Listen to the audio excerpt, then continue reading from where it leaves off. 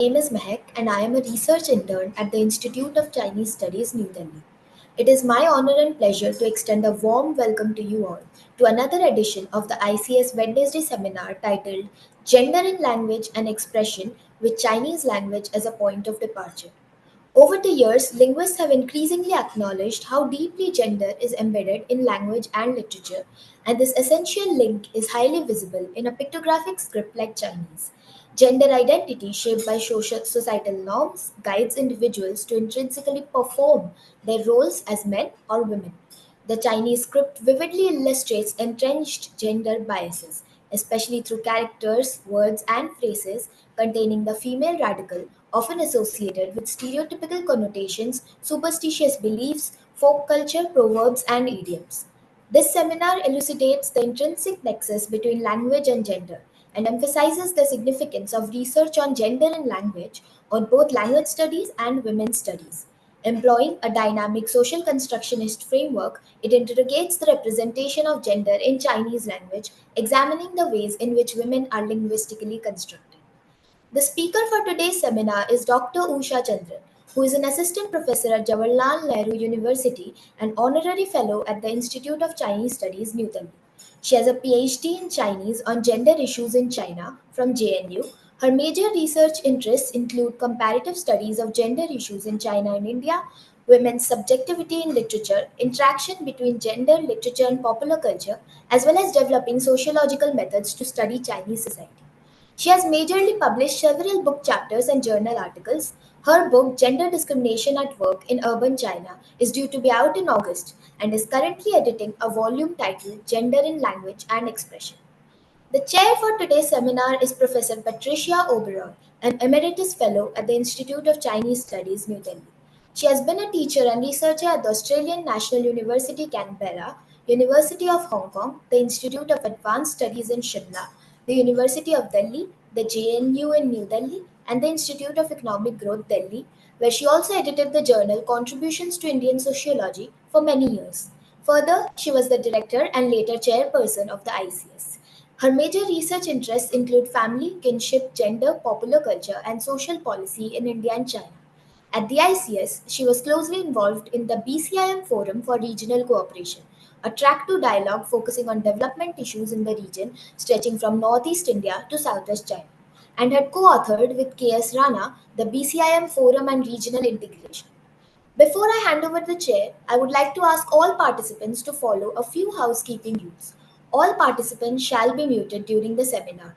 Questions may be posted in the chat box along with your name and affiliation. Alternatively, you may use the raise your hand option during the interactive session. You shall then be called upon to unmute yourself. Thank you. I now hand over to the chair. Over to you, Professor Oberoi. Thank you. Well, thank you very much for that introduction, Mehek. And it's a great pleasure indeed to be here for several reasons. In fact, I'm very honored to chair this seminar today. One of the reasons is that it's on a theme it's an adventurous sort of theme in many ways. It's relatively out of the way as far as the main or seemingly main interests of ICS are concerned, that is China studies, India-China comparative studies, and particularly the framework of international relations. But actually, these are all involved. And we have, here in the Institute, have had off and on, and not only through language, but also in other respects, many people who have looked to taking gender perspectives. One of them, of course, was Govind Kelkar, who has been very active in this field in India, in China, in particular regions of India also, particularly in the Northeast, and others as well. Ritu herself, Ritu Agarwal, who's just joined, and Usha herself, and many others. It deals with dealing with language. You're dealing with an institution, with genres, with culture and dealing with it through the lens of gender is not a rare interest, but it is not, given the strength of the political economy approach to this, it is a very interesting perspective to have. And it's particularly interesting, of course, because nowadays one feels a little bit sort of revolutionary speaking the word gender, which is now getting banned in the most important country, apparently, in the world today. So one has a feeling of doing something very, counter the main trend, but of course that's not the case. Now, the Chinese language is increasingly used in India as simply a tool for getting on with China's studies. Of course, it is and should be. But it also has relevance in a comparative perspective, which is what Usha is exploring here. I really, in advance, commend the fact that she's not interested only in China and in India, but in a wider perspective in Asia and from a comparative perspective globally. This, I think, is a very important trend in the work that she's been doing. And that also, I also see in JNU a quite an unusual interest in, I think the title of the center was Language, Literature and Cultural Studies, is that right? And this is really fairly unique. And it has brought out the, in many ways, not always, not only the pragmatic uses of language, but also the nature of language in different social contexts, the politics of language and the culture that language creates. So I think that is, the invitation to look at language as part of a total cultural system is a very important point of view, not just something to help you get on with your career or careers, but something which tells you a great deal more about society and culture. So I think I should leave it to the speaker now to go on and take us further through this, and also to remind you that not so long ago, we had, in fact, a very distinguished Chinese academic women's studies expert who was talking to us and had already located, if you like, the changes that have occurred in understanding of language in the context of the UN Conference on Women in China in 1995. So that is bound to be a sort of landmark from which, over the last 30 years since then, things have evolved in global consciousness. So Usha, a great pleasure to be here and to hear you speak and developing a theme close to your heart and close to the hearts of many people here. So thank you. Please go ahead. We're looking forward to talking to you. Thank you so much, Professor Broy. I mean, more than you, I think it's a pleasure for me to be able to, present my paper here, and also also it's a pleasure that you are chairing this conference. And I think I'm really looking forward to a lot of feedback and suggestions from everyone, but especially you. So I'll first maybe try to share my screen, and okay,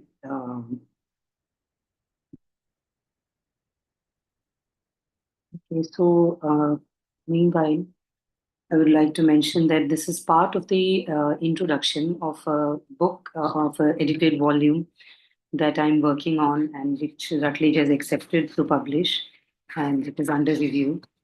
Can you see my screen? Yes, we can. So this book that I'm editing right now, and it's under review by Routledge, it has 14 chapters, and 9 of them are on Chinese language, and 4 of the contributors are from China, and 1 paper each on Japanese, Korean, Hindi, French, Spanish languages. So really looking forward that this book will come out maybe this year or next year, I'm not sure. This presentation is part of the introduction to the book, and I thought that this will be a good forum to bring out also for more feedback and suggestions. The content of my presentation would be, first looking at the innate connection between language and gender, and then looking at my methodology and relevance of studying language and gender for linguists and for feminists. And gender in Chinese language. In gender in Chinese language, I'll look at social construct of women in China. And do women and men speak differently, or do they have a different language? Or are women spoken of differently from men? And the conclusion.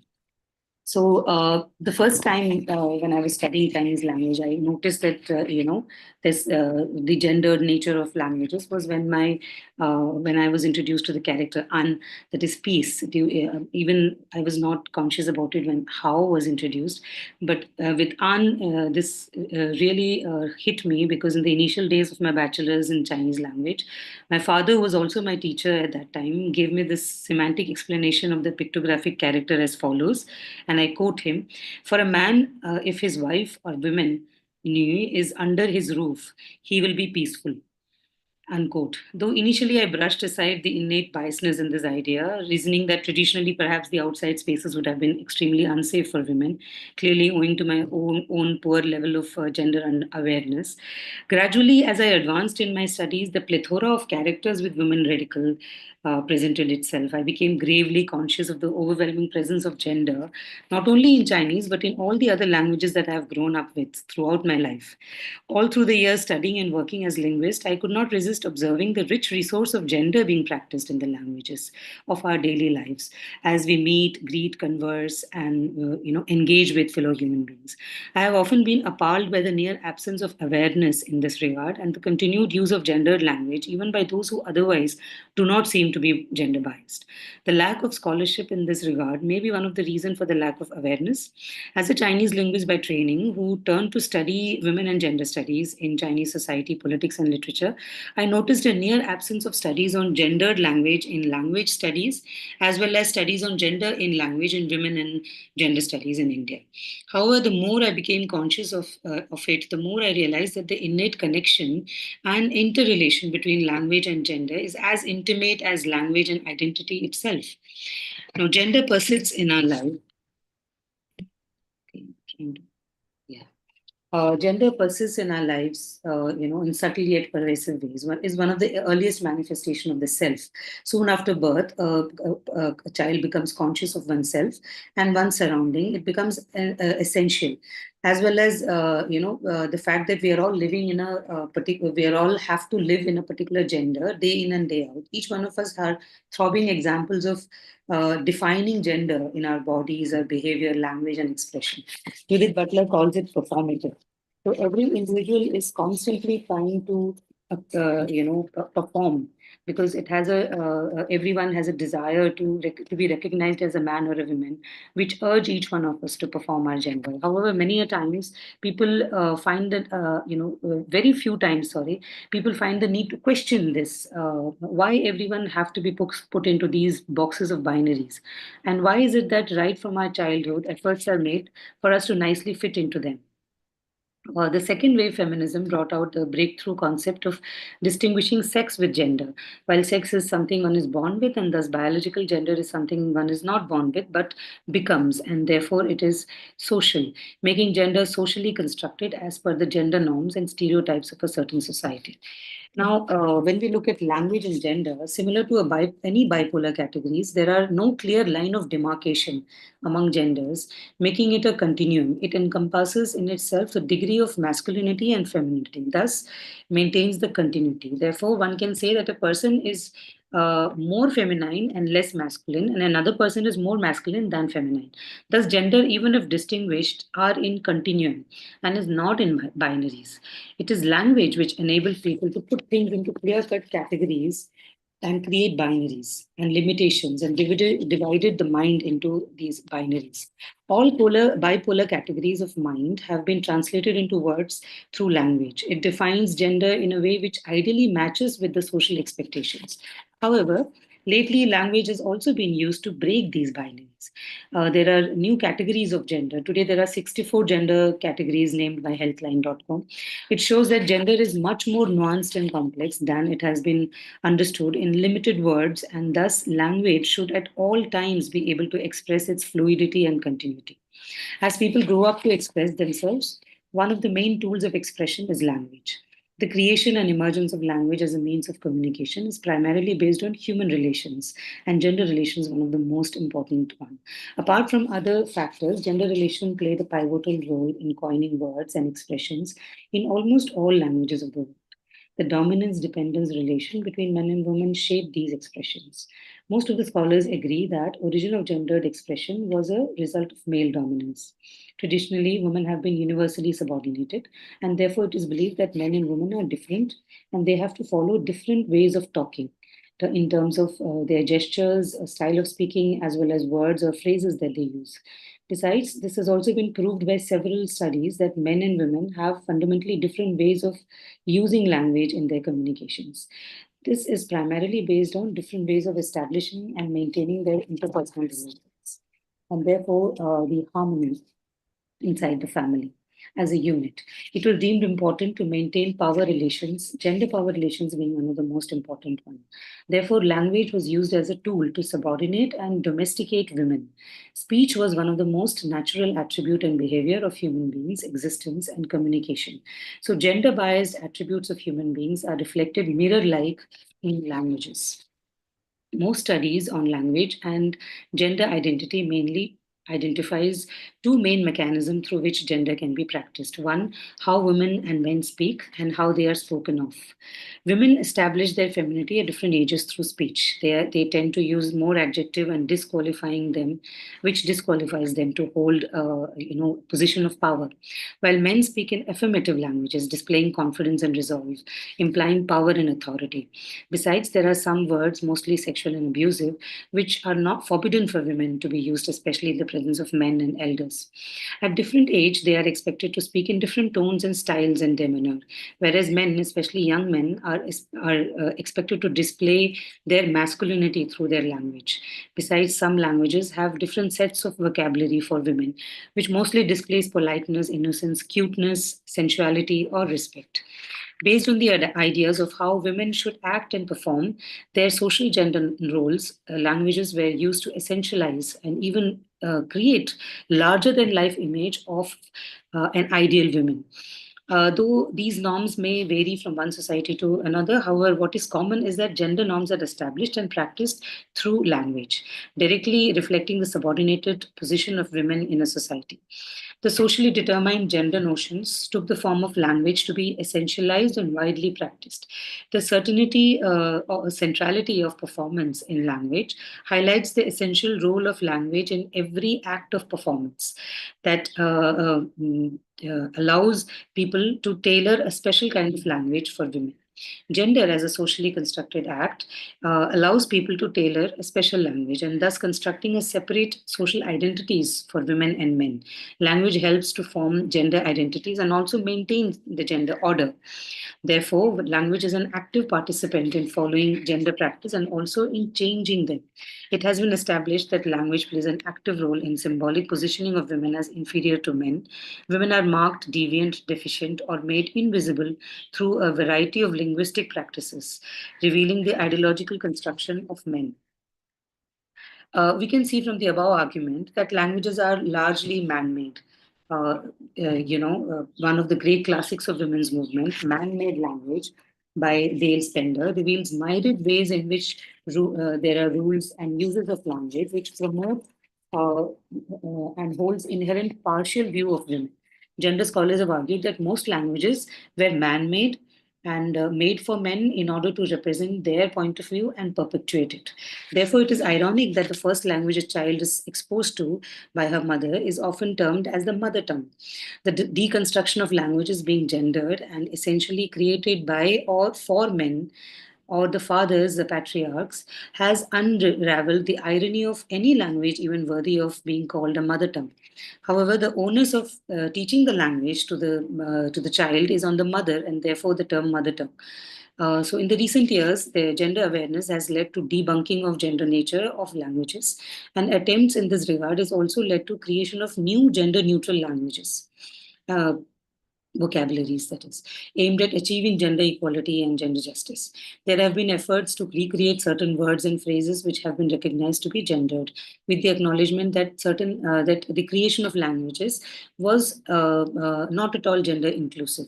With substantial effort, some success have been achieved. However, the problem persists since changing all gendered language in a language would actually may require altering some very crucial words. For example, one very good example is history, that is his story, which creates profound and myriad historical significance and is stuck to humanity like flesh to the bones.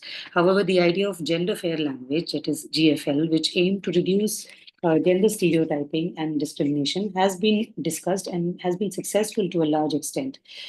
Two principal strategies which have been employed to make language gender fair is neutralization by replacing male masculine forms, policeman with police officer, and feminization, which relies on the use of feminine forms to make language female referent visible. For example, the applicant he or she. And this has been possible only due to the decades of struggle in widely voicing concerns on language being gendered and the need to it being for the changes by the feminists, sociolinguists, and other scholars. Now, looking at the methodology, the study on language and gender started with Robin Lakoff's article, Language and Women's Place in 1972. It left the door to explore gender in language wide open, giving opportunities to deconstruct the hitherto notions of gender in language being natural or given. Though initially the whole idea was rejected by some, naming it, and I quote, as a ridiculous manifestation of feminist paranoia, unquote, what followed was the emergence of a serious engagement with the argument and the evolution of the study of language and gender. The difference approach, which came first, maintained that women have different ways of speaking, and owing to the fundamental difference in their relation to the language. As a result, women's language is less assertive, tentative, and deficient. However, this approach also allowed researchers to closely observe the differences outside the framework of oppression and powerlessness. The second approach was the dominant approach, simply pointing out to the overwhelming presence of male domination and women's subordination, suggesting that language is all along asserted male domination and women's subordination, and the purpose of practicing patriarchy and male dominance in the society. Increasingly, there is a recognition that these two approaches have common underpinning. As Lakoff herself discussed, that the issue of difference in dominance were inextricably linked, with the need to deconstruct the social gender of women and men, which essentially created language, led to the third approach, that is the dynamic social constructionist approach, which views gender as more performative and as constantly in formation. The call was to deconstruct the differences, explore the differences in the way women and men talk, as well as in the way they are talked about, from the context of their gender identity. In this approach, the speakers are seen as doing their gender rather than merely living their gender through speaking. Thus, it is claimed that gender should be conceptualized as verb and not noun. Though all the aforementioned approaches are not clearly demarcated from each other, they tend to overlap. However, the dynamic approach, along with endorsing the earlier approaches, have also been able to establish that gender in linguistics is not static. It is dynamic and varies as per the context of time and space. In this study, I adopt the dynamic approach to critically analyze gender in Chinese language. Now, the tendency to assume that study on language and gender only concerns women has resulted, women in the sense that women studies, has resulted in placing it under the umbrella of gender or women studies. As a result, it is neglected in other fields like language, literature, sociology. Moreover, gender and women studies scholars take up research on language and gender for the very reason that it is neglected in the mainstream. like other gender and women's issues. As some scholars point out, and I quote, in an ideal world, gender issues should be addressed in all disciplines, and there would not have been, the women's studies would not need to make up for their absence, unquote. Having said that, the fact is that we are not living in an ideal world, and it is also imperative to note that the study of language and gender is even more crucial for gender and women's studies. Languages reflect society and mindset of the people who drives it. Therefore, the studying the language of a given society can guide gender scholars to identify and record various facets of gender subordination being practiced. Subtle representation of gender social encompassed in language helps the gender scholar to deconstruct the gender construct of a society and most in the most authentic and substantial way with the source and proof. So language also plays a crucial role in construction of identities by individuals for themselves and for the society based on their gender. Language and identities have been seen as fatefully intertwined. Thus, language becomes the throbbing and living source for a variety of research on gender practice and women's role in a given society, not only in the present, but also in the past, even in the ancient past. For example, a study on folklore, proverbs, and idioms gives a detailed account of the study and of the society and in its past. Understanding the gendered facet of the language would also allow the researchers to find starting point or a space to enter the society, the sociological study of the society, without othering the foreign society merely as a distant object or a subject of study. Now, study of gendered language for linguists is an integral part. The study of gendered language should be an integral part of language learning. Linguistic variations are there in known societies, apart from other associations like social variations, stylistic variations. It is also associated with gender variations. Social linguistic research have shown that gender differentiation in speech plays an important role in the mechanism of linguistic change. The linguistic system is arranged in such a way that it creates resources for social meanings. It allows one to understand the society, its gendered mindset, culture, tradition, and customs of the people who speak the language. The semantic sense that is made out of words, the emphasis, the grammatical structure, also base itself on the gender of the speaker. Why do they say that women and men's language are different? What is the difference? How is it determined? Is it tone, style, dragging, long or cut, emphasis, gender specific vocabularies, grammar, etc.? Research show that women overall are more conservative in their use of all variables. It is understood that this is because of their exclusion from workplace and overall in the outside society. Their general subordinated position in the society and exclusion from the positions of power have made it necessary for them to use symbolic means to enhance their position. They tend to use more standard language, polite, cute, or innocent tone, conservative speech to provide their worthiness in the face of men who naturally who naturally gain more legitimacy at the workplace than women. It is observed that women and men use different conversational strategies in their interaction with different people. Research on this aspect of linguistics move away from phonetics, syntax, morphology, or to an investigation of linguistic strategies such as paying compliments, hedging, apologizing, or swearing, using hedging words like perhaps, maybe, admittedly, might, possibly, likely, probably, presumably, usually, etc., are used more by women as part of their communicative strategies to include positive politeness strategies. The gender use of language also indicates how gender identity is displayed through language. Language is more often than not used to perform one's gender identity as well as sexuality, whether it is men or women, transgender or heterosexual, masculinity, femininity, or homosexuality. Speech being the repetitive style of body, people talk the way they are, or people are the way they talk because of the way they talk. Men have been using language to display power and dominate in gender relations. Recently, online platforms have been seen as a new space for reinforcing power, especially by reinforcing gender stereotypes and sexist slurs and abuses. language being the main tool, used as the main tool to practice this kind of abuse.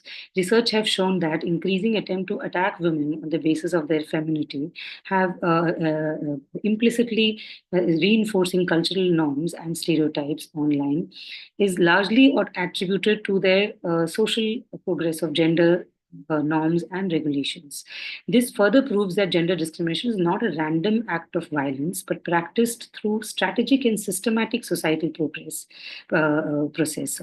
And language acts as its clause. The systematic societal process perhaps dates back as the evolution of the languages itself, and is constantly evolving even today as part of the daily language of daily life in most cultures of the world.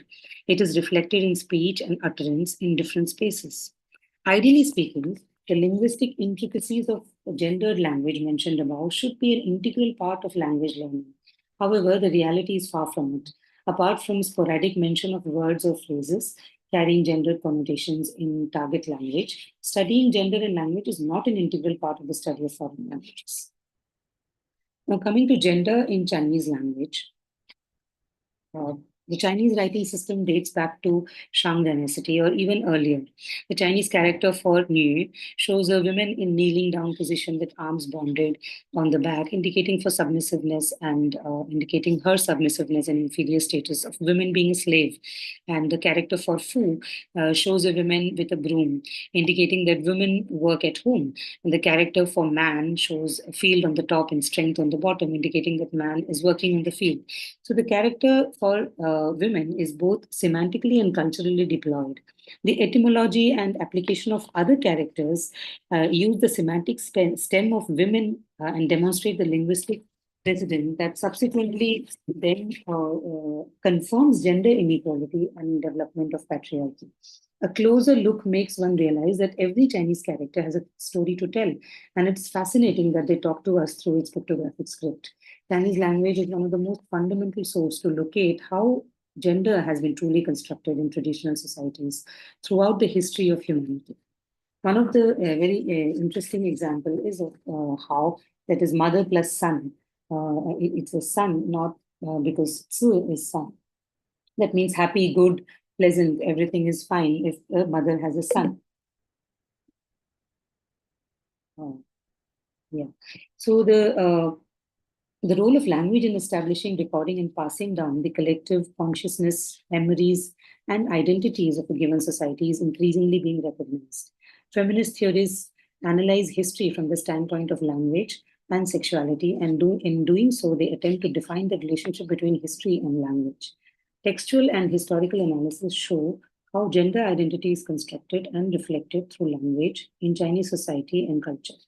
Chinese language tend to establish a separate linguistic identity for women, one which exemplifies gender difference and implements the same in every aspect of life. With the changes in society over centuries, there have been linguistic and behavioral change, linguistic disparity in a way which reflects societal realities and inequalities. First, we'll look at the social construct of women in China. Now, though Buddhism and Taoism, we all know that, held great spiritual value, but it was Confucianism which came to be closely integrated with the material life of individuals and groups at a psychological level. The Taoist principle of yin yang holds that all that exists is inseparable, contradictory, opposite, but complementary. For example, male, female, male, dark, light, old, young, moon, sun. The yin-yang binary was intended to indicate harmony of human and nature and the complementary nature of yin-yang union, and not gender power relation or ethics. However, Confucianism applied yin-yang to the cosmos with its essential element of being heaven as the generator, that is heaven yang as the generator, the father, and earth yin, the nurturer, the mother, are the cosmic parents of the emperor, the son of the heaven, that is the Tzu. Hierarchical superiority of yang to yin and mutual interdependence was also indicated. Similar to the cosmos, the society was also structured as a family, strictly abiding by the hierarchy of higher generation and higher gender, consigning yang to male and yin to female, signifying hierarchical gender relations. Therefore, women are considered inferior to men in the patriarchal family system created by the Confucian order. In line with the above-mentioned Confucian order, traditionally women in China held very low status, and there were several social norms and stereotypes on women. Chinese language helped create and maintain the low and secondary economic and political status of women. The family was perceived to be widely important and vitally important in political unit. Relationship between family members were hierarchical in nature based on generation and gender. The society as a whole, being a collective body of the idea of group interest, was kept above self-interest. The Confucian philosophy of San Kang Wu Chang, that is the three cardinal bonds and five virtues. Ruler guides the subject, father guides son, and husband guides the wife. And five virtues being benevolence, righteousness, courtesy, wisdom, and faith, was actually based on maintaining the familial harmony by based on the the submissiveness. That was the main criteria of submissiveness. And during pre-modern China, this system was followed as a means of maintaining social and political stability. The Confucian principle for women, San Song Sida, that is three obediences, four virtues, was diligently implemented to maintain family harmony. As a result, family was kept as a central to the society. The three obediences being the women should obey the father before marriage, the husband after marriage, and the son after the husband's death. And the four virtues, we know that being the morality, proper speech, modest appearance and manner. The Confucian followers developed a series of ceremonial rites for women, according to the Book of Rites, which contained all kinds of rituals as per the feudal society. Women were encouraged and taught feminine virtues desirable from the male point of view, such as quietness, obedience, good manners, personal neatness, industrious ability to cook, etc. And as Fei Xiaotong, a pioneer sociologist, comments that, points out that the meaning of family in English and Chinese are different. He therefore specifically uses the term expanded family as a translation for Chinese character jia. Marriage in the Chinese society is said to be a union of two families and not just two individuals, with the purpose of union being producing a male heir, that is continuum of the descent. To ensure the ancestors will continue to receive the sacrifice, a daughter-in-law is never considered a full member of the house unless she reproduces a male heir. Therefore, the purchase of concubines was legitimized to produce a male heir. The intent was to apply the virtue of filial piety and non-myopia, that is, men and women are different in the microsome of the world. The basic idea was that to transform this Chinese state as an expanded family and as an instrument to maintain order. The code of conduct for a woman and the qualities of a woman that a woman must possess is named in the books like Book of Rites, Book of Han Dynasty, Book of Poems, and the biologies of virtues of women, etc. So maximum damage to women's social status was done by Confucian tradition. In the Analects, women were equated with Xiaoren, that is inferior person, and men as twins superior. The Confucian tradition of paramountcy for lineage led to abuse of women through successive pregnancies, polygamy in men, child marriage, female infanticide, as well as social stigma and economic deprivation which accompanied them. Written language was the most effective tool used to highlight the low and inferior status of women. The four books for women were laid down as familial roles on the four virtues, standard of morality, chastity, loyalty, obedience, etc. These qualities were required to be enacted through gender performance and proper speech and modest manners. Writing them down gave the legitimacy and authentic standing to be verbalized and spread out as the principles to be revered and followed. Now, looking at do men and women speak differently in Chinese language? Women have higher absolute pitch than men and feminine style of speaking, characterized with high pitch, higher voice, and low, deep voice is masculine. Whoever fails to follow this pattern will be shamed for their speech. If a man speaks in a womanish style or accent, he's scorned as Nyang Nyang Chiang. And there is also a practice of shaming and naming women as per their speech. For example, cursing women, and tongued women or over talkative, big mouth, all these English Chinese translations given in the PPT. However, if woman tries to take a favor from her speech, then lengthening, and she speaks like a baby-like fashion, and this whole act is called satya. Such a speech is stereotyped to be taken by teenagers or young girls who would act like a spoiled child to take some benefits and favors from unwilling male listener. It also indicates that the need for women to speak in such a way which will sound cute and lovely and thus be noticed. And other terms like acting to be injured and other behavioral terms are also there are terms for everything in Chinese is used as women for strategies. Men will deny that they ever indulge in any such behavior, nor is it widely believed that they do. Women's speech have been stereotyped. Terms are being used to disregard them, to tease them. Like if a woman laughs and giggles too much, she's called 12 o'clock. To dismiss their view, it is called women's view, indicating that woman's perspective, and so it is narrow and subjective. Even men are teased to show that, oh, you are speaking like a woman, insulting her, some insults on him. One of the finest evidence of women having a different language is the existence of an entire script called Nishu, women's script, created by the Jiangyong County, Hunan province, the only script of its kind in its world. It was an unofficial language developed by the women to communicate among themselves. So Nishu provides strong evidence of women's history being different from that of men.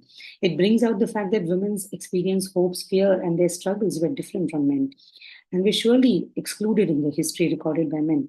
As suppressed group, women took to expressing their society, their story through their own language, creating their own language, and therefore the effort in rewriting history should include consider bringing these narrative where history can truly run parallel. Her story can truly run parallel to his story, that is history. Now, looking at our women spoken differently in Chinese language, the Chinese characters comprises of two components, phonetic and symbolic. Radicals are often symbolic or the semantic indicator, implying the meaning. One of the first indicator of gender in Chinese language is the female character. There are 178 characters with this radical and which semantically relate to their kinship and family names. Affirmative connotations of submissiveness and beauty are there. Adverse connotation of evil, suspicion, jealousy, scorn, promiscuity, as well as other meanings which are not directly related to women. In contrast, the male radical is not related to any adverse connotations at all. Following other ways in which gender can be practiced in address. So gender address is covert in Chinese with few overt surface markings, which is organized around the universal principle of femaleness and maleness. Chinese pronunciation for addressing male, female, tha, tha. There are three thas, which separate characters, but the third tha is self-explanatory, but the male and female is not clear. And therefore, whenever a general common they are used, the male tha is used. And also Ren. Usually, Ren functions as a generic term, but it sometimes expresses covertly the semantic feature of being more masculine. For example, Ren Tsai or Tsai Ren, they are talented men. If you have to say women, then it is Tsai Ni, that is a talented women. So use of Ren in a sentence having no gender marking is equivalent to human, but it carries strong masculine in marking. So sometimes it is also used except for one exception, that is Renjia, which is used by women to show themselves as being somebody other than self, a rhetoric way to call themselves. Then there are other words used. So also the practice of prefixing women, female, to show in professions which is dominated by men. Police officer, women police officer, female professor, female doctorate. But when it comes to profession which are dominated by women, that is nurse, there is no need for female, but it is prefixed by male, and maids also. It is increasingly debated that since both men and women can be prefixed with any profession and role, why not prefix men, nan, also to mark the gender, just as it is done for new in the Chinese lexicon. However, it is far from being actual. Certain common addresses like Sunzi and Sunzi, so there are many other addresses which are extremely patriarchal, but I will, I think, skip because there is not much time, but it's there in the PPT. Now, there are some addresses like little and big and addressed for women. For example, they're usually called small, the wife is called the little wife, or the small wife, or the little old women, and the husband is big man, big husband, big fat son. Similarly, a girl, when she's born, the birth of a daughter is considered unlucky, so she cannot, because she cannot contribute to her family. So therefore, a daughter is her name is usually attributed with the how the family feels about her birth.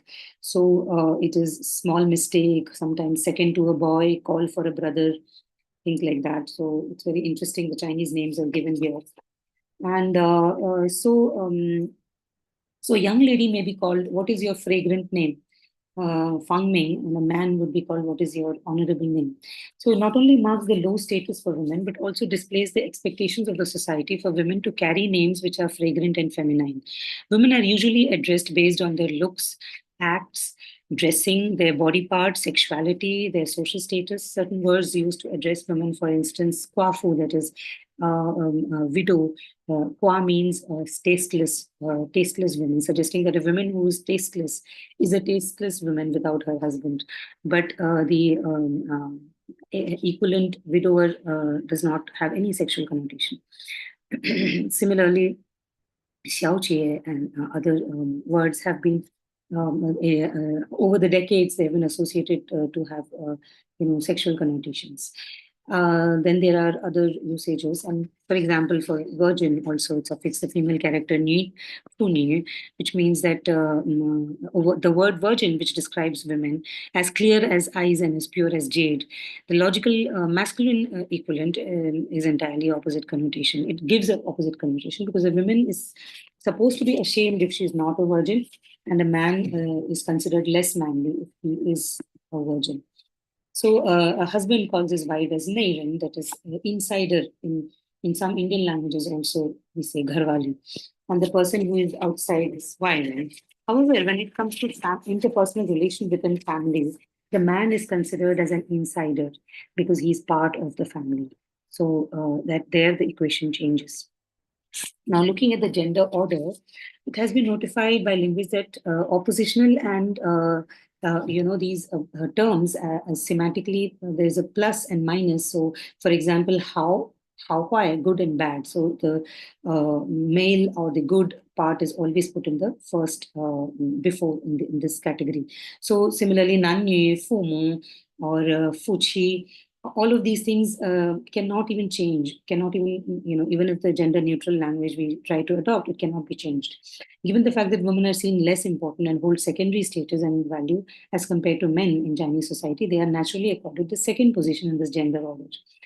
Coming to the gender in proverbs, idioms, folklores, and curses, there are several myths and folklores we know of, and they have been used as powerful tools to create dogmas and stereotypes on women, gender as a whole. So there are so that no believer or generally in the correct sense of the mind will ever question these idioms or proverbs. Therefore, they possess the quality of being easily grasped, further applied and carried down from generations to generations, orally and in written forms. Thus, are reliable source for studying the gender construct of societies in diverse spaces and times. Chinese language have fetched sayings, proverbs, idioms, etc., from women's bodies, stature, appearance, beauty, ugliness versus intelligence, dumbness, to different phrases of women's lives, phases of women's lives, from marital status to age to pregnancy to childbirth to motherhood, from the nature of good and evil, from goodness to witches. What should be the death and a loss of us, and sorrow pertaining to men mean to women, to love, sex, the chaste versus slut, desire versus desired, fertility, sterility, women's power of talent, duty, hardworking, cooking, managing men, and bringing up children, being salient features versus loud, healing versus poisoning, healing versus poisoning, as well as interpersonal relations with other men and women. So they have become part of daily life conversation and are often used as abuses on women to subordinate them. And some examples are stated here. Most curses in Chinese carry gendered connotations. It is, I'm sure in other languages, if you know that, it's also centered around insulting the female gender. It ranges from sexual act to body part to relationships, invariably engaging in demeaning the female gender, mainly for the very biological sex she represents. In the process, insulting the entire community of female gender on the one hand, also insulting the man on whom it is used on the other hand, because a man is humiliated through the women by degrading all the women he's attached to, his mother, sister, wife, etc. Sometimes he's also equated to women. For example, prostitute used to curse the women and raised by a prostitute to curse the man. The gendered proverbs, idioms, folk sayings, etc., are already an integral part of our daily conversation and the Chinese language itself. Therefore, it has been deeply embedded in the common cultural consciousness of the Chinese society for centuries. Now I'll come to the conclusion. Chinese language is said to be an ideographical language. It does not have a grammatical gender to distinguish words between the sexes. Lexicon specification of a noun is specified as male or female specific. However, the absence of gender in grammar does not make the Chinese language less gendered than any other language, since it expresses female specific and male specific ideas through linguistic means. Just as in other languages, difference in male-female speech have also been identified in Chinese. The difference between male-female speech span across all aspects of Chinese language, including phonetics, phonology, lexicon, and syntax. Owing to its rich culture and history, Chinese language is believed to have been carrying within its ambit the story of evolution of Chinese culture from prehistoric to modern times. Spoken Chinese, the tones, gestures through which the cultural norms are practiced are an integral part of Chinese culture. These include social gender roles, mainly centered around Confucian principles on women's role and their inferior status to that of men, as explained above. Since women were considered to be men's property throughout their lives, they were to negotiate to find a space for themselves without being noticed as a nuisance, but as a facilitator for men's well being. Therefore, their ways of interaction and negotiation were indirect, slow, quiet, and polite in speech. They were expected to serve without creating problem, or rather being invisible. All other attitudes and approach towards them were centered around this goal. For example, their feet were bonded, their bodies were covered, they were expected to eat less after everyone has finished, and work both at home and in the family land or business.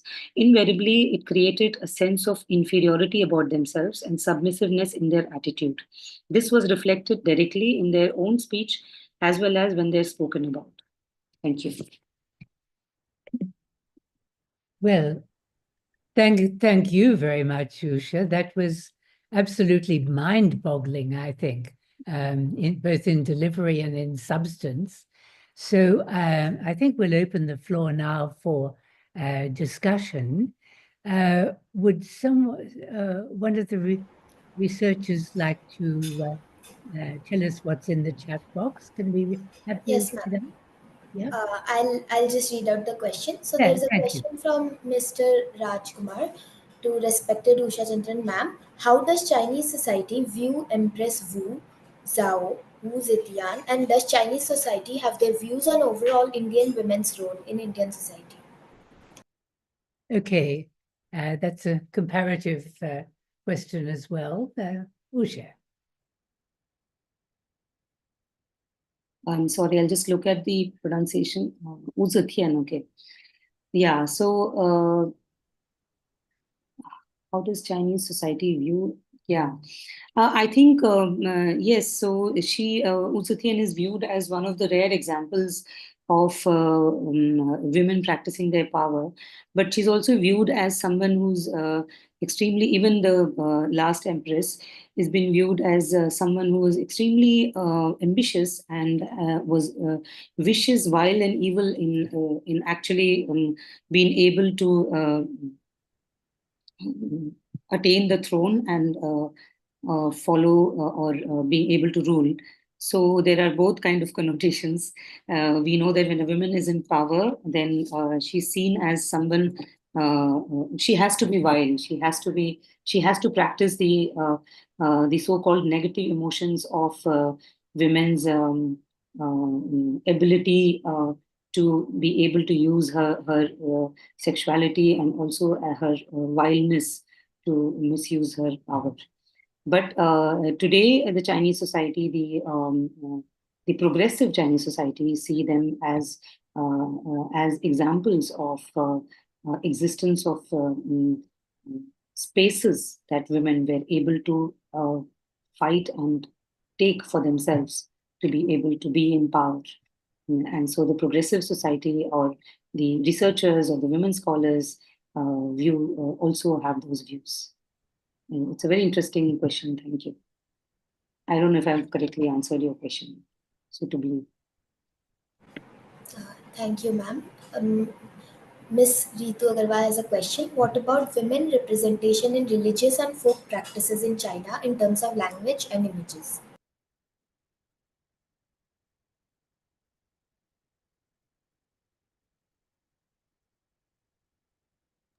Yeah, as I said, there are the practices, the rituals have a lot of books which have to be followed, and so these rituals have extremely strict rules of following hierarchy and a hierarchy of the position and age as well as gender. So the women are not allowed to sit for these rituals, and if they have to sit, then they have to sit as the behind as the other half of the person who is the male member who is doing the ritual. And I mean, we can see compare. I'm sorry, I didn't answer the comparison part with the Indian society. So you can see the comparative in the comparative perspective in Indian society. We have pujas and all where the male is sitting, but the women is also sitting with the male member. So it is similar to somewhat similar in Chinese society. However, the absence of a female member is not considered an obstacle because and therefore the as I said the language is very important to assert and reassert and because there are recorded history, it is recorded in these books and they have to be followed and therefore these recorded and therefore the importance of language because there are these forward compounds, proverbs, and the four books on women have different kind of ritual and the way it should be followed. So the rituals for women is different from the rituals which is followed for the entire family, for the or the village, for the goodness of the village, for or the son of the heaven who sits on the for the rituals for rain or for the prosperity of the country.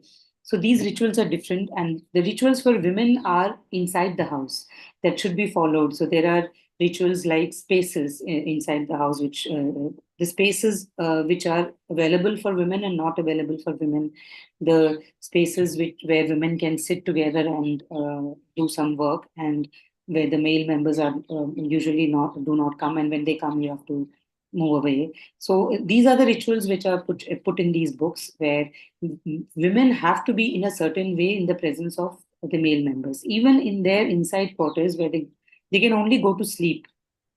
And also when the husband is, allowing them or calling them to sleep.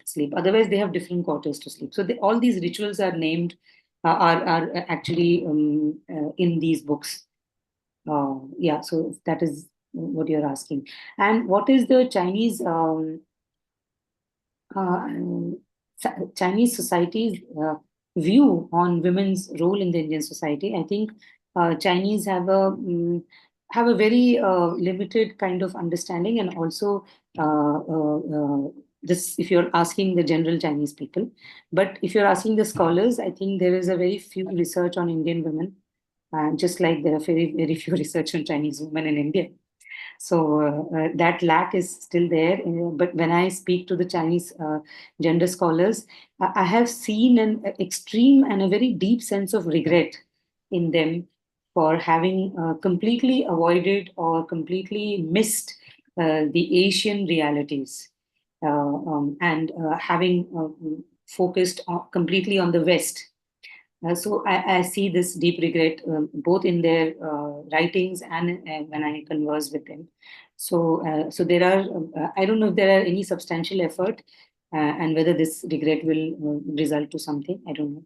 But in general, people have a negative view on Indian women, believing that Indian women are extremely subordinated and very low status, and to a large extent, it is true to in many sections of the society, but they're also not very much aware about the progressive society, but they believe uh, it's a general kind of a view, which I'm not very sure about. I've not done research on this, but based on what I have spoken to very few samples, yes. So Well, thank you very much for that. I've seen a hand up for quite a long time here before we revert to the chat box. Iram Ashraf, would you like to come in here? Hello, can you hear me?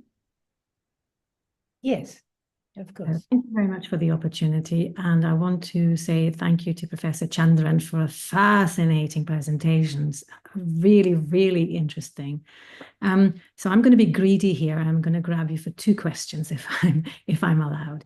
So one of the things which your whole presentation has kind of flagged up for me is something that I've been noticing, for example, in the Chinese Ministry of Foreign Affairs when they announced their ambassador post. So every time they announce the ambassador post, where the name comes, it's an F for a female. And it surprised me. It's like, why do they need to put the F there? Is it something for the international audiences who will be listening and reading? Or is there something which takes place in China itself? So if you could elaborate a bit on this, please. And also, I've been aware over the past years, there's been a state level attempt to standardize the language, the Mandarin language. And I remember that in the southeast side of China, there were many people who came out actually very angry because the characters disappeared, and as a result, people's names disappeared because the characters disappeared.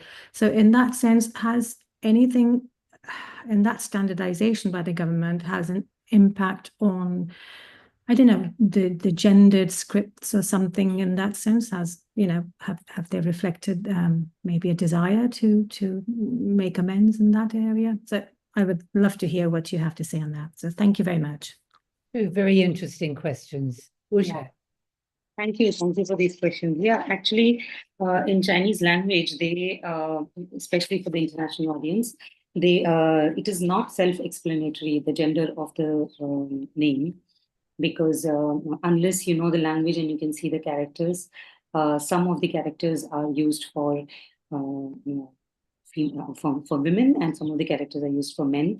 But there are, interestingly, there are some characters which are also being used for women, like brave or, Ying is used for both men and women. So there are some overlaps there. And that's why they find it important to mention whether it's a male or a female. For both international audience and also for their national audience. National audience, some names are evident, but some names are not.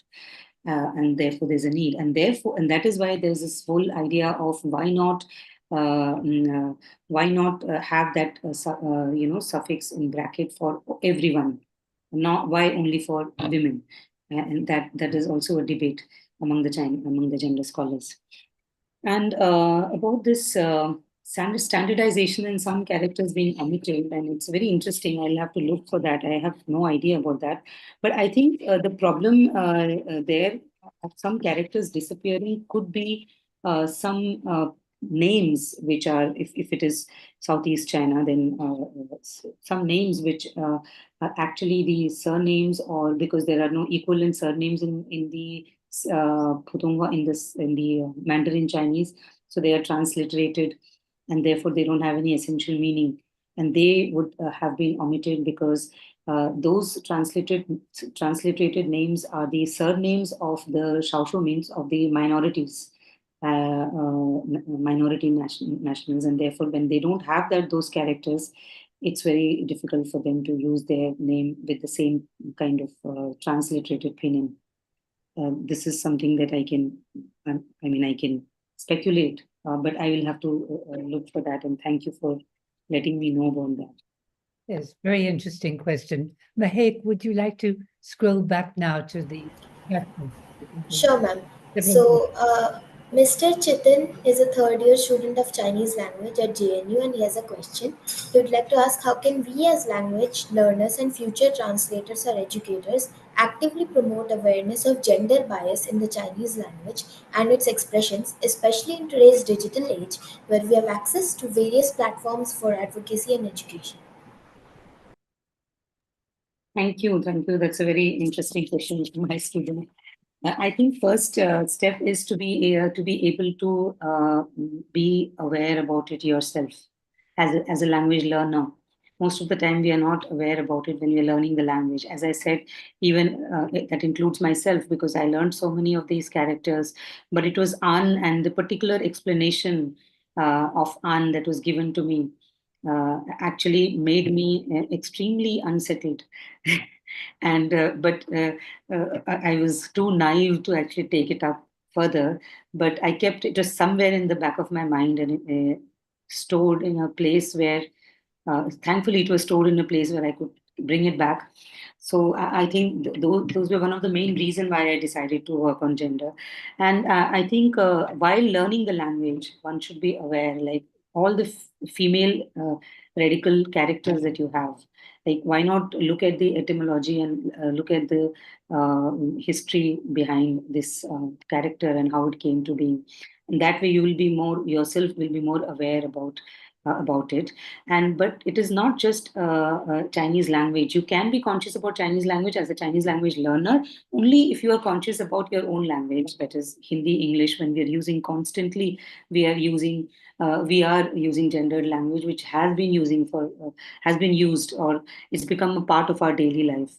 So being conscious meaning that being conscious about it in your daily life, and also making others around you, making it conscious to them.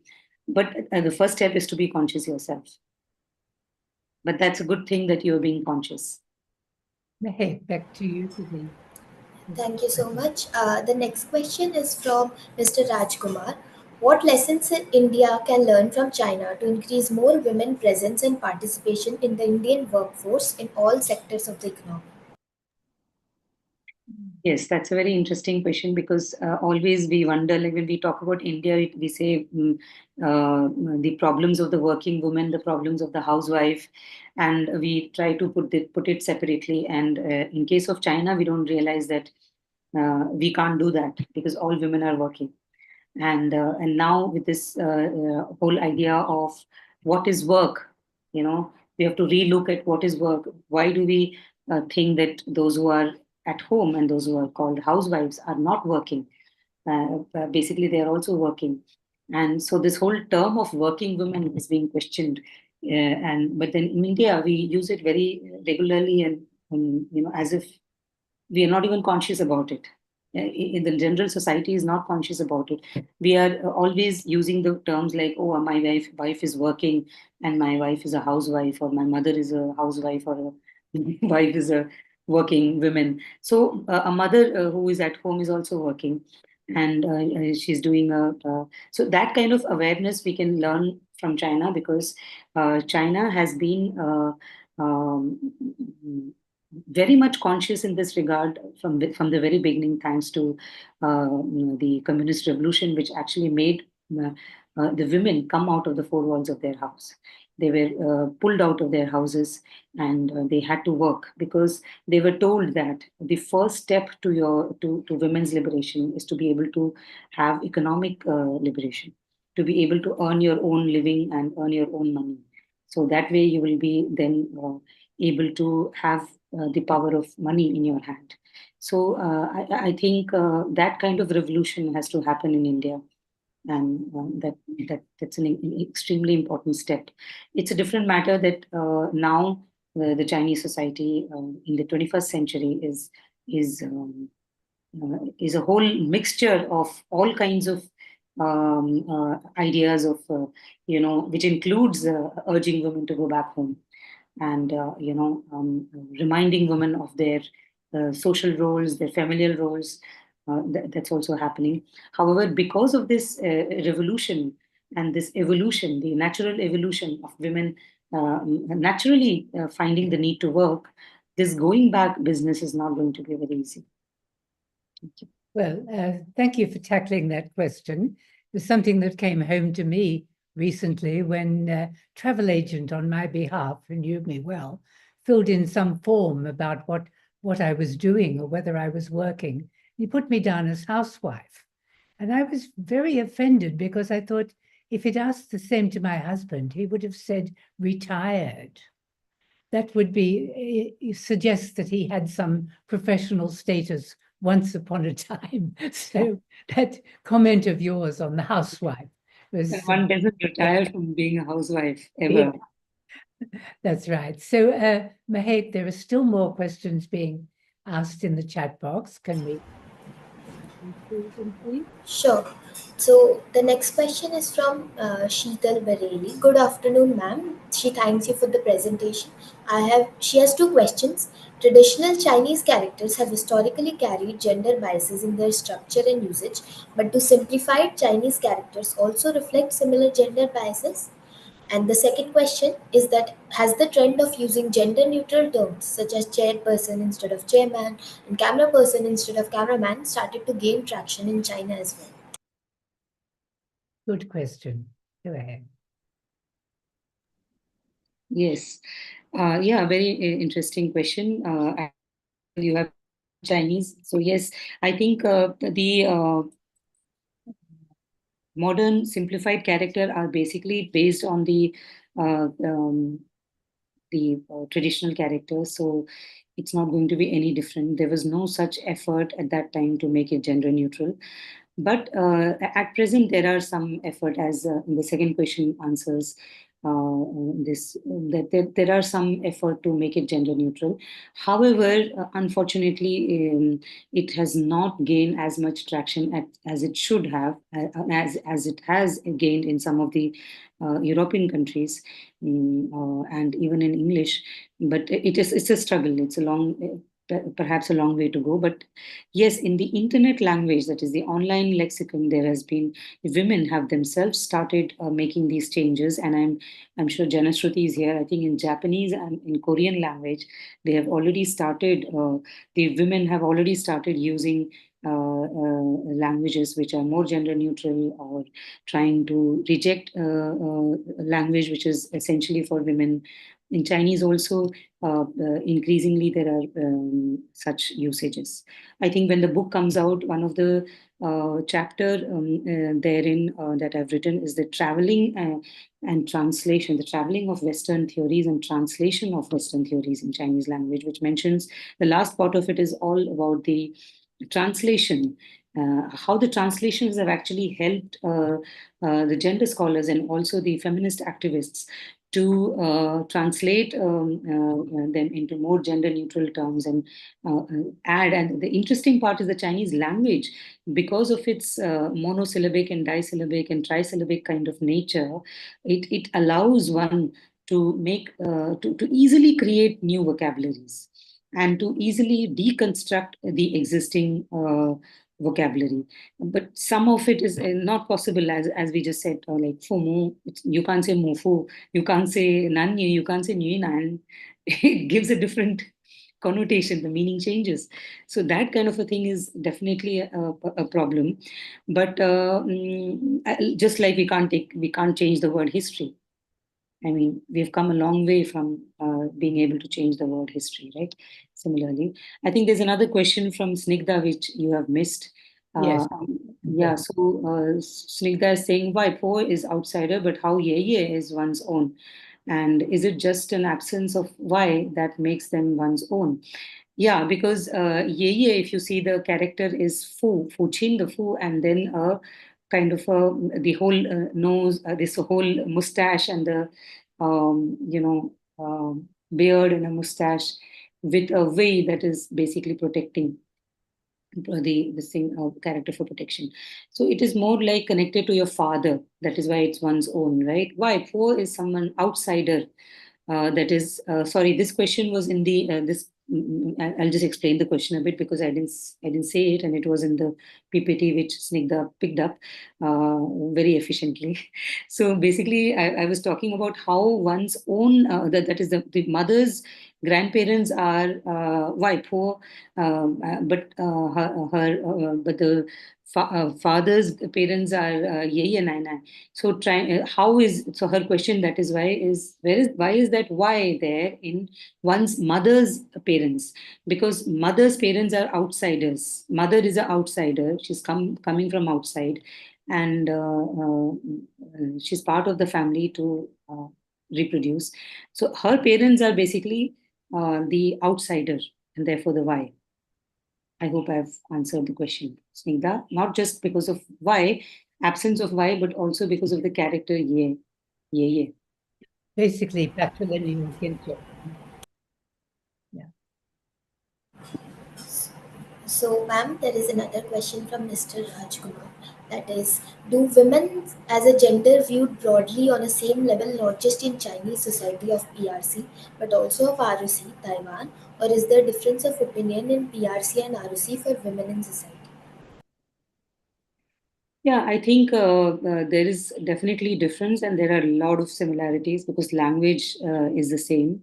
The historical evolution of language is the same, and they also use the same characters in the same language. But the difference is perhaps the evolution has been different, and therefore the mindset, I think the mindset, there are slight changes in the mindset. The Taiwanese society is more western centric progressive. They follow the democratic structure of the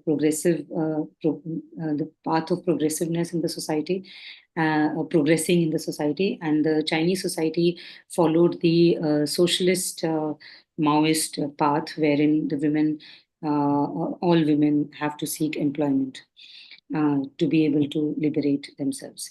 And in Taiwan, it is not the same, but over the years of development and progress, I think in Taiwan also most of the women do seek employment. And but the role of women in family and their social role, I think there are a lot of overlaps and there are a lot of similarities. Taiwanese government is also making all efforts to urge women to marry and give birth, because there is a huge problem of the demographic imbalance in Taiwan also, because mostly women do not want to get married. Just same issue that in China, the extremely high-ended and highly educated, highly earning women who are also termed as leftover women do not want to get married.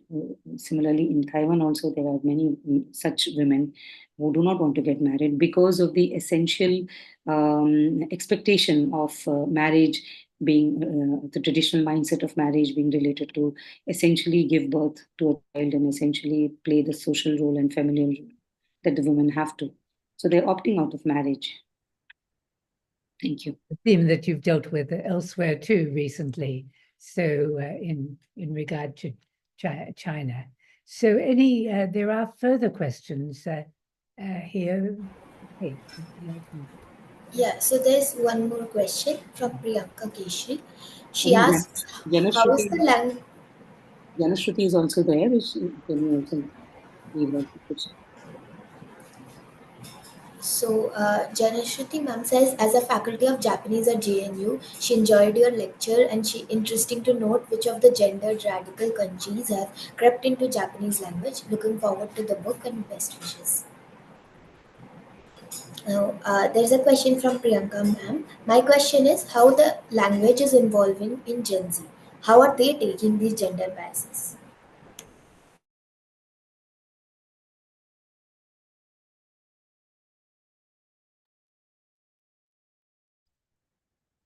Yeah, as I said, that language, it's very interesting. I think this is a very interesting time we are living in, because constantly there are new languages being evolved in the internet. So there is, there are so many new vocabularies. As I said, Chinese language allows allows these new vocabularies to come up, and there's a lot of research going on that. I think the online platforms and the social media is full of such. There are these vocabularies when they, because they're not able to express many things openly. The censorship also allows them. It's not just the government censorship, but also censorship from the society, or the kind of because if you are using certain language, then you might be boxed into a certain kind of a person. Statements like, there are phrases like manly women, and the manly woman, that is new answer, which is basically trying to look at women who are independent and want to do everything on their own, need not, is not vulnerable and cute and typically cannot be defined as a typical woman. There are so many slurs for them that has been created, but there are so many women who have actually created gender neutral language for themselves, and they are also using me, that is you, that character, without the man radical, using a female radical. And so there are many such new languages. It's a constant evolving. Yeah. And they gender biases, when it comes to gender biases, they're definitely not accepting it. But there are, I think that there are, at this point in time, there are more and more men who are conscious of this, at least, and are making effort to be more gender neutral. But at the same time, there are men who are who use this as a platform, or as a means to exemplify and their masculine, overt masculinity. You're muted, ma'am. More questions from the floor? Would be any more hands up? There are no more questions on the chat box, and there are no more answers. Okay. I think, Usha, a couple of things. Would you like to give us in quick summary, at least the substance of the papers in your forthcoming volume on Korean and Japanese languages, which have also used Chinese characters and script and so on, Confucian's culture also? Yes, so Korean language, I think what one of the PhD scholars, I don't know if she's here, one of the PhD scholars from JNU has actually contributed a paper, Deepshikha, and she's actually looking at how the Korean society and the gender bias use language to practice gender bias in the modern society. I mean, using some historical proof, like some of the Confucius philosophy and ideas. I think Janashruti will agree with me that the Confucius principles that I just said today, I just summarized today, are also part of the Korean and the Japanese cultural, social construct of women in Korean and Japan. So that has also shown how women are constructed in the society. There's very, very strong Confucius influence in both these societies. And Korean society is extremely interesting and very unique because of the different kinds of ways the paper actually brings in the practice of makeup, the practice of surgery, and the facial facelift, and the practice of all these media in the name, the K-pop or the K-media, K drama, which has influenced the language and the way people have started thinking about themselves, and how they are expressing and able to further practice their ideas on gender in modern ways. So that's very interesting, that how modernity is used to again reiterate and emphasize the traditional mindset. So, and about the Japanese paper, I would really request Janashruti to unmute and tell us, please, Janashruti. That would be lovely. She's contributed the paper on Japanese language. Please allow Janashruti to unmute. Hello, everyone. I'm Janashruti here. So, well, I mean, of course, in my paper, I do not talk about the kanjis. I only talk about how the image projections is still done, reiterating the stereotypical roles, even in online Facebook posts, where women very willingly take upon the the doctrine Confucian role of being feminine. And so through their posts, I mean, it's a very small sample, which can be definitely expanded, but I see, how through language they assert their femininity. And of course, I also talk about how essentially the languages were different in the historical backdrop. Um, yeah, I mean, I hope someday, there can be more interesting works collaborating with Chinese, Korean, and Japanese on this issue. Thank you. Well, thank you very much for that comment. And I think that this is an invitation for looking both at the literature in Japan and in Korea, also possibly in Vietnam, to look at the different patterns of, in places that have come under, to some extent, under the Confucian influence. So that is something that I would really commend, and your book will be doing that.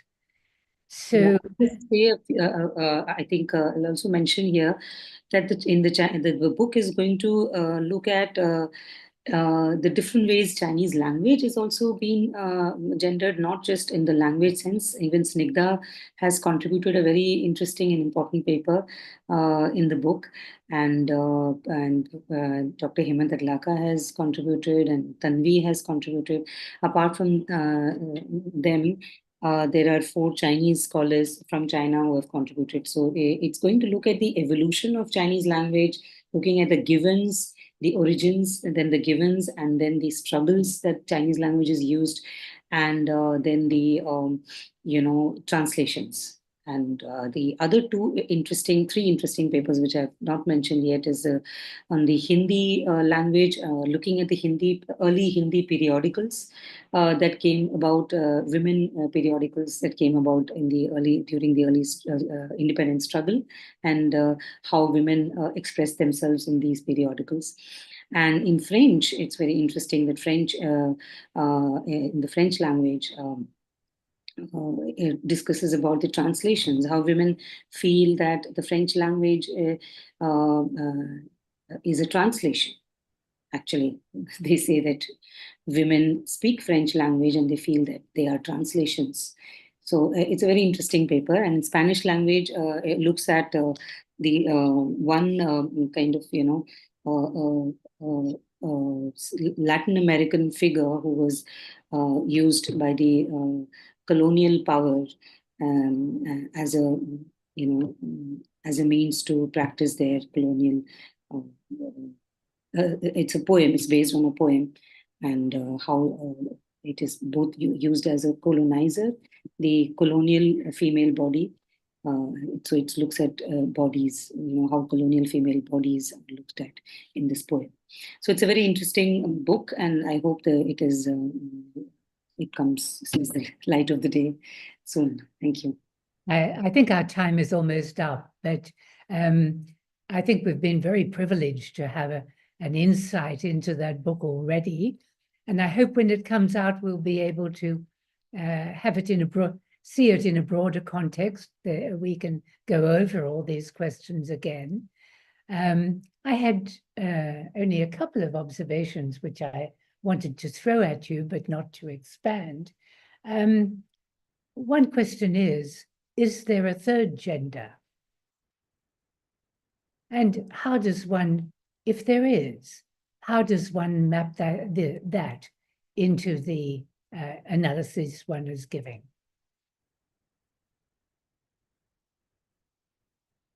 Or are there third genders? Let's put it that way.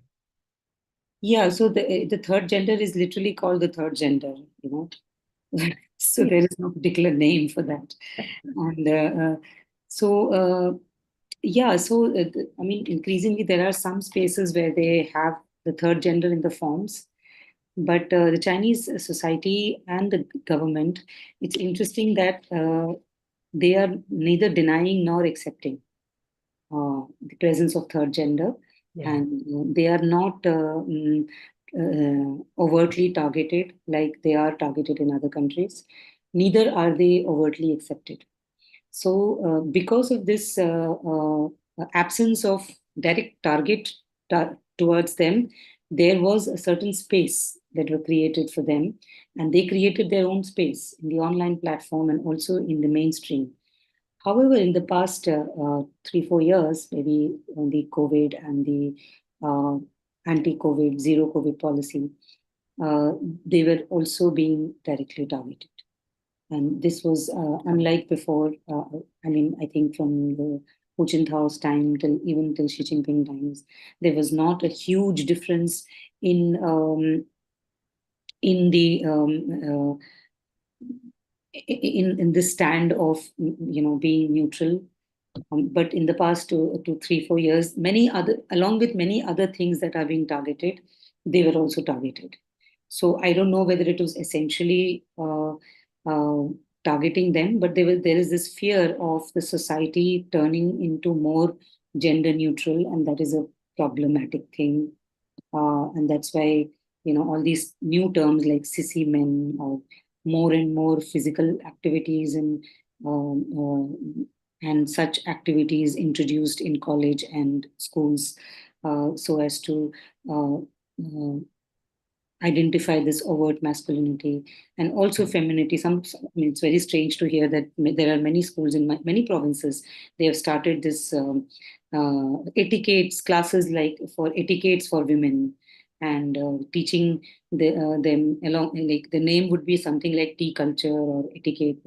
Through the tea culture, they will be, there'll be different ways of how women should handle the tea and how men should, if at all, and how women should handle their daily affairs and how they should be walking. I mean, it's actually shocking. Well, that there was- I asked you this question really because I think your framework is working from a binary gender position, in the sense that you're dealing with two genders. And what I often think back to is the case of,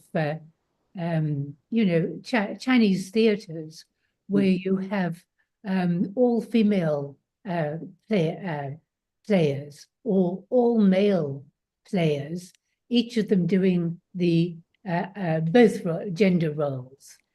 And I wonder whether there are studies of this tradition really, which are or even the visual arts, even in cinema also, as these forms are produced, whether these can't give you some thoughts on fluid gender identities and whether they're just the binary identities are just reproduced, whether in an all-male or an all-female context, or whether things are a little bit more complex than that. So I think a Pan-Asian view would also be interesting. But that's for the next piece of work. Yeah, so I'll just mention that in the book there is a paper on looking at the Sung and Ming opera, wherein the female playwrights have actually written scripts on women acting as men, and how their script is different from the other male playwrights. So there's a paper on that. It's a very interesting paper. That's very interesting. Yes, we should have had that up front as well. And thank you for this. I will do, I think, more research on this also the third gender, and especially how the language, how we can look at it from the language point of view. So it's very the performative presentation. I think that would be very interesting. So I think, Mahek, should we go over to you now because I think the time has come. Would you like to sum up? Ma'am, if you'd like to just answer one more question. Yes, go ahead. So, Gargi Chaturvedi ma'am says, thank you, ma'am. I have a question related to online misogyny. In recent years, China's digital space has seen a surge in gendered slurs and derogatory terms targeting women, alongside limited recourse for victims of cyber violence and doxing. How do men and women differ in their use and perception of terms like, quote, green tea bitch, unquote, and, quote, scheming woman, unquote, online? What do these patterns reveal about the cultural and structural roots of gender based discrimination and digital violence in contemporary China? I'd also request you to take a look at the chat box to see the Chinese symbols used. Very, very useful. Go ahead. Usha. Yeah, sorry. Yeah, so thank you very much, Gargi. Yes, so what does it reflect? Actually, one, of course, the first question that how they are different. As I said, there are men who basically, just as they're giving an example of feminist, like many people say that, oh, I'm not a feminist. They're actually defending themselves by saying that I'm not a feminist. I don't want to be called as a feminist because it is the most abusive and most misunderstood word, and also that it is used as an abuse. So, therefore, in the online platform, such words like green tea, bitch, I mean, what does it say? Like when you're, trying to project a woman who is, whatever, progressive or is talking about certain things in a certain way, and therefore these women are the ones who are, like, oh, she's a feminist bitch. It's just as equal as calling someone as a feminist bitch or scheming women. So these are terms which are already there. There are terms which are already there in Chinese language, and there are constant new words also being formed. By how they're different, there are women who are forming gender neutral terms, or there are women, radical feminists, who are actually terming opposites. You can see that there are opposites, like they will be a same thing, green tea, if not bitch, then that is a thing, dog or something. I don't know. So there are such formations that there are feminists who actually retaliate by forming exactly the opposite words. And then there are these women who are trying to create some kind of harmony by creating a gender neutral terms, that why should we do this? We should have such words. And there's a constant thing going on over there in online platform. So it's very interesting because it's so vibrant. Now, what do they reflect? It reflects the. It's very interesting that how it reflects very mixed presence of both progressive, the natural evolution and evolution of the progressive society, where there are both men and women who are progressive and who are conforming, not wanting to conform to those traditional vocabularies. But there are also, as just Janashruti mentioned, there are women who want to conform to those traditional gender kind of definitions of femininity. They don't want to be caught on the wrong side because they think that that is the wrong side. So there are such women also. And then there are men who are toxic, who are always ready to present their toxic masculinity. And also because of this general idea, the general trend of returning to your roots, returning to Chineseness, returning to your traditional, which is happening all around the world. We can't just say it's China is not an exception, which is happening all around the world. There is this sense of righteousness among both men and women in doing so. They feel that they are going by the right track because this is also part of, going back to what is traditional, what is Chineseness, or trying to reiterate what is women's role, and somebody is crossing the line or somebody is not appropriately doing what women should do. So, kind of appropriating women's role in the modern world. So, therefore, it's interesting how the modern science or the modern tools are used to further reiterate the traditional ideas of um, backwards or gender discrimination. Well, I think that we've had lots of comments, very, very rich, very interesting. And learned a lot from this presentation and congratulate you. Looking forward to the book in the not too distant future. And also say thanks to the audience for participation and for sticking it out. I think that's a real compliment to you and to the solidarity of like-minded people. I think it's and a comparative perspective built into it. I think that's something really worthwhile. So let's not be sleepless about whether there is or is not a third gender, but just to say well done. Thank you, ma'am. Thank you, ICS, and thank you so much, audience, for actually sitting through and for the lovely and wonderful questions. Thank you, Chair, and Dr. Usha. I seek your permission to formally bring an end to today's session. Good. So, with this, we come to the end of today's seminar. We thank Dr. Chandran and Professor Vibiroy for gracing today's seminar with their presence and for giving us their precious time. We also thank the audience for joining us today. The video of today's discussion shall be available on the ICS YouTube channel. We would like to invite you to the upcoming Wednesday seminar titled Kautilya and Sun Tzu, Ancient Strategy and Contemporary Soft Power, scheduled for 16th April. Further information regarding the event can be found on the ICS website. You may also subscribe to our newsletter for regular updates. Thank you